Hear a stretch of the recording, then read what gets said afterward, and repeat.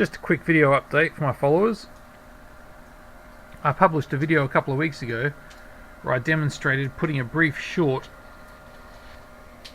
on one of a pair of secondaries could create a greater output on the other secondary without increasing the primary load.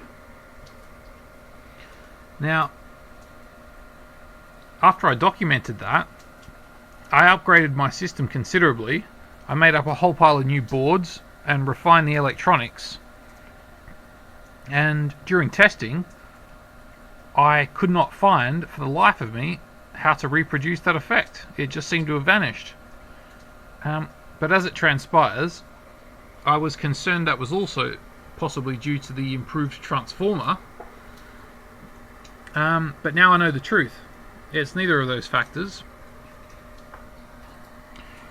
What I did in the process of reversing the diodes, instead of using the positive offset, if you've been watching my previous videos, you know I'm using diodes and using the relaxation wave beneath the positive wave. I'm using the negative offset to power the loads. Now that stopped working. I was no longer able to reproduce the extra efficiency for free effect. And I've just worked out why that is, and I need to report on that. If you simply use a diode through your light globes or load, it does not work. Putting a load on the coil will always reduce the amplitude. Putting a load on the coil will always reduce the amplitude. However, what I've got here is, and I'm waiting for a 4-channel scope which should hopefully arrive next week. This 10-year-old one has served me well, but it's getting a bit difficult to work with. One of the scope probes I've got on the this is the transistor for the loading circuit. This is for the output. This one's for the shorting circuit, and by power of deduction, obviously that one's for the input. So although it's turned down quite low, the globes aren't actually glowing at the moment. This is the output power circuit. So, and that will represent, if I check the scope probe, that is the blue trace on the scope. So they're your positive offset waves. I've got it inverted for the sake of convenience, and they're your negative waves. I'll bring it back into shot a bit. So that's what you normally see underneath. And the yellow trace is coming from this scope probe here and this circuit, which controls the duty cycle and the position of the wave in relation to the input. So I can twiddle the knob and superimpose this wave on the output, and that will activate the output. Okay, so that's fine. As you can see, when the light globe goes into load, the wave cleans up. That is now a coil under load, adjusted by the knob. Now, when you've got a diode, obviously it's always on, like that circuit is always on because there's no switching involved. And this is where I found the effect again.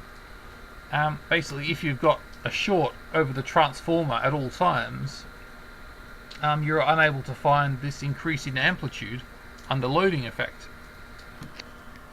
So what I'll do now is swap the second scope probe over to my shorting coil,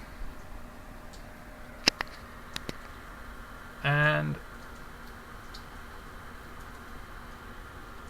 so this is my shorting circuit there, and I've got that lined up to superimpose.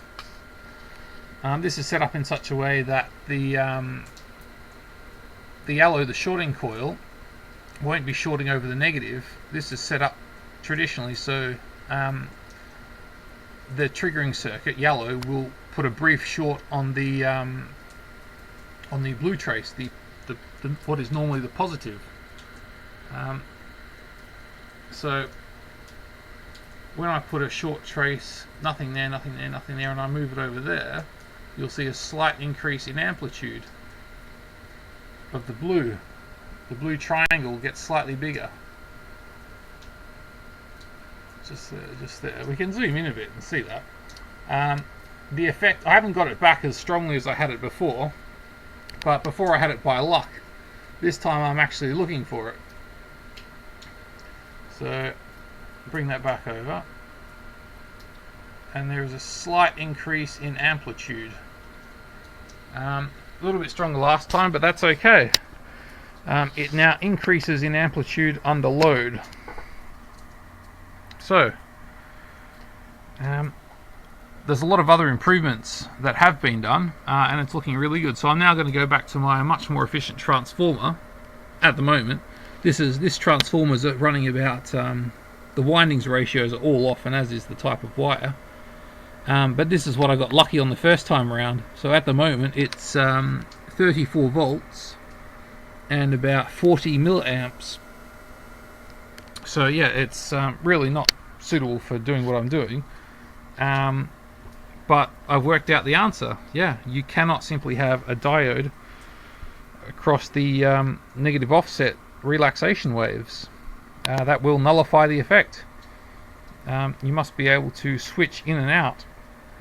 I'm not sure if it's necessary to do what I've done and make all the waves adjustable and then bring down the duty. These circuits bring down the switching times. So instead of having, you know, a slightly unsquare wave, these waves are bang dead up and down.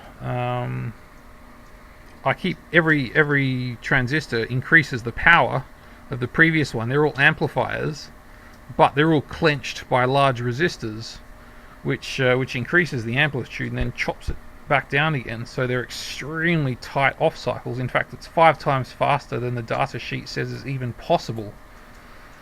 So yeah, I'm really happy with those, but they're probably not necessary. Yeah, ultimately what it turned out to be is the diode. You simply cannot have a short across the whole coil, even if there's nothing going through at the time.